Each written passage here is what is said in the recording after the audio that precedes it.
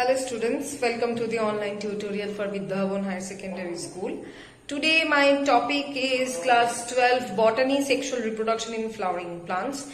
In my previous video I have done till the double fertilization process. So that part I hope that everyone has understood.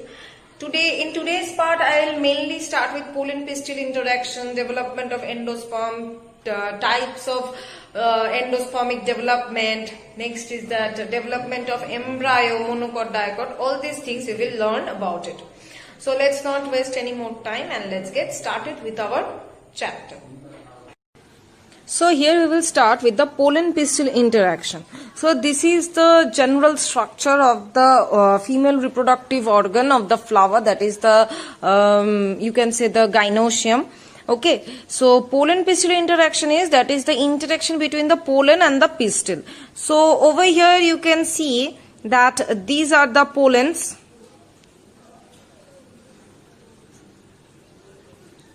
See, these are the pollen grains, or you can say simply pollen. Okay, so this is the pollen grains of the pollens that will fall on the upper part of the gynoecium. This upper part is termed as the stigma. Okay, this upper part is termed as the stigma.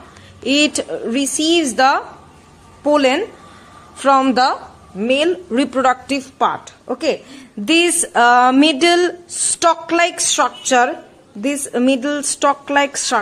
it is termed as the style. Okay, through the style the pollen grains actually pass. Okay, and see, you can see the pollen has formed the pollen tube, and this pollen tube is passing through the style and ultimately entering into the ovary. Okay, into the ovary of the gynoecium. You can see now this ovary is having different set of cells. Okay, the upper three cells is termed as the antipodal cells. Okay, the function of these cells are still unknown. The function is not known by the scientists. Now the lower these three cells is the one cell is the egg cell, and the remaining two are the synergids. These are two in number. Synergids are of two in numbers. Okay, now what is the function of the synergids? It actually gives the pollen or the nucleus, sperm nucleus. It actually guides the sperm nucleus so that it can fertilize the egg cell. Okay, so it is actually synergids are the guide. It is two in number. Now in the middle, as you can see, this middle cell, see this middle two cells, these are termed as the polar nuclei, or you can say the secondary nucleus. This polar nuclei will ultimately form the endosperm. So this was all about the female reproductive structure. Now what is this pollen pistil interaction? See, the pollen, what happens if the wrong pollen comes and sit on the stigma will not receive it. Okay, the stigma will not receive the wrong pollen grains. Why? Because the wrong pollen cannot germinate the ovary. The stigma will only accept the right pollen. Now whenever the right pollen comes and sits on the stigma, as you can see over here, the stigma secretes some sugary substance, and by absorbing those sugary substances the pollen grain swells up and it ultimately forms the pollen tube, which ultimately goes into the ovary and fertilizes the egg cell. So this is the compatibility of the pollen and the pistil, and this is termed as the pollen pistil interaction. Now this is the process of emasculation. Okay, so what is this emasculation? Emasculation means removal of what? Removal of the male part. Okay, that is the removal of anther. The anther will be removed. Okay, so this is done by several ways. First of all, by scissor method. Okay, that means if forceps and scissor method, you can see over here. See, the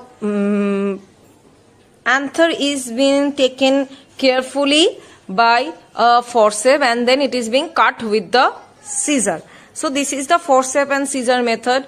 Another one is the hot and cold water method. That means the anther will be dipped into the hot water and cold water in order to make it sterile, so that the anther will not produce any kind of pollen grain. Next is that using of chemicals. Using of certain chemicals actually sterilize. Actually it makes the stamens, it makes the anthers very much infertile. Okay, so these are the ways through which emasculation or the removal of anther is taking place. Next coming is bagging. Okay, bagging means the flower, after taking out the anther, it is being covered with a paper bag or a plastic bag, just like this one. See, just like this one, a paper or plastic bag is used to cover it up. Okay, so this is the example of bagging, or this is the process of bagging. Another one is the dusting. Dusting, what happens, that after taking out the male part, or you can say the anther, the other pollen grains are being dusted or are being poured on the flower, okay, by a help of a brush. Okay, so this is the process of dusting. This is actually performed to enhance the process of cross pollination. So this was all about the process of emasculation, dusting and bagging. Now we will talk about the endosperm formation. Now what is endosperm? Endosperm, as I have told you in my previous video, endosperm, it is the triploid structure or triploid tissue that provides food and nutrition to the future plant. That means it stores starch, or it stores food in the form of starch for the future plant. Now this endosperm actually divides by 3 ways. Number 1 is that nuclear division, nuclear endospermic division, that the primary endosperm nucleus, that is a single primary endosperm nucleus, divides repeatedly. Okay, divides repeatedly within the nuclear endospermic division. You can see in the first image that it will divide repeatedly. You can see over here in the middle image, and in the third image you can see that the nucleus is dividing repeatedly, and after that the cytoplasm, the cell wall, will actually cover up them or surround them to form the structure or spore like structure. Okay, this is nuclear endospermic division. Next coming cellular endospermic division. These 3. What happens? Cellular endospermic. In case of cellular endospermic division, what happens? Along with the nuclear division, the cytoplasm also divides along with it. That means simultaneously both the nucleus and the cytoplasm divides, and thus protecting spore-like structure. You can see at first 2, then all these divisions along with the cytoplasm, it is forming spore-like structure, and ultimately this structure, you can see this structure it is forming. Next coming, the third type is the halobial endospermic division. What happens over here? It first divides, the entire endosperm divides into 2 non-identical structures. Okay, one is large, another one is small. And what happens over here? One part is performing the division like the nuclear one, another part is performing the division like the cellular one. That means mixed type of division is going on in the halobial endospermic division. Okay, so that is why this in this halobial 2 types of divisions can be found. So these are the 3 types of endospermic division. Now we will go to the development of embryo. Endosperm, we know that endosperm, it is the food storing tissue. It will provide nutrition to the growing embryo. Now we have 2 types of embryo, monocot and dicot. Now we will at first see the monocot embryo and its development. Now let us see. As you can see, this is the first cell, or you can say this is the zygote. Okay, now this zygote will divide. Okay, it will divide and will produce 2 cells. Number 1 is the suspensor cell, and the second is the terminal cell. Now this suspensor and terminal cell will now divide. Now you can see that the suspensor cell will not divide, it will remain intact, as it is, but this terminal cell and the middle cell will divide repeatedly. Okay, it will divide repeatedly and it will produce the octant, or you can say 8-celled structure. 8-celled structure. Okay, it will produce 8-cell structure, or you can say octant, and this octant will give rise to what? To the plumule and to the cotyledon. Cotyledon, we know it is the seed leaves, but what is this plumule? This plumule is the nothing but it will give rise to the shoot system. Okay, it will give rise to the shoot system. So from this 8-cell structure, plumule and cotyledon will come out. Now next what will happen, this suspensor cell will remain as it is, but this terminal cell, or you can say the middle cell, both of them will now divide rapidly and will enormously produce a huge number of cells. From this huge number of cells, what we are getting, first of all we are getting cotyledon, it's okay. Next we are getting what? We are getting plumule. As you can see, it is the plumule. Next, apart from this, we are getting that from the basal cells of the suspensor, we are getting some radicle. Okay, radicle cells. Radicle is what? It is the cell that will give rise to the root system. So we are getting what? We are getting plumule, cotyledon, radicle. Okay, now in the next part what we will see, that the suspensor will decrease in size. You see this one, that the suspensor has decreased in size along with the form. Now the plumule and the radicle is now getting a proper shape and is now developing for the next system.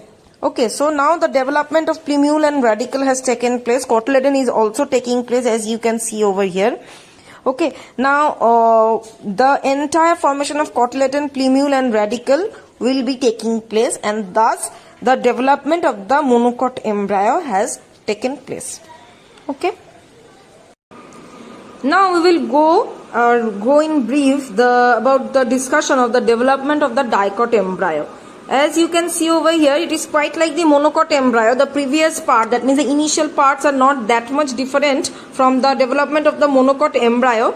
Later on of the development, some differentiation came, which gives rise to the two cotyledons. Okay. Now first of all, that is the single cell, that is the zygote. This zygote will again divide to form one basal cell and one suspensor cell, as you can see, number B, C. Now this basal cell, which is situated towards the micropylar end, or you can simply say from this picture towards the lower end, this basal cell will divide mitotically and will produce, you can say, see over here, that 3-celled, 4-celled structures. And ultimately it will produce, along with the suspensor cells, it will produce some 4-cell structures and ultimately 8-cell structures. These 8-cell structures is termed as the octant, which will ultimately give rise to the cotyledons. Now in the next part we can see the suspensor is now getting modified each and every way, and these cells, that means these basal cells, are being divided repeatedly to form dermatogen and hypophysis cells. Okay, now these hypophysis cells, you can see in number Q, these hypophysis cells will later on give us to the rise of the cotyledons. How we will see it? You see in the number R, already this hypophysis cell has started to producing two parts, you can see. And in number S also, the suspensor cell now has decreased in size, whereas the hypophysis cell has started to giving two cotyledons, you can see over here, see. And ultimately at the last part we can see that the suspensor cell has been diminished in size and these cotyledons are actually growing along with the shoot apex. Okay, now these two parts are the two cotyledons, or you can say two seed leaves, that will give rise to the dicot embryo. So this was all about the development of the dicot embryo. So this was all about today's video. I hope everyone have understood. If you are having any problem with the video or with the any portion of the chapter, then please do let me know. Okay, thank you.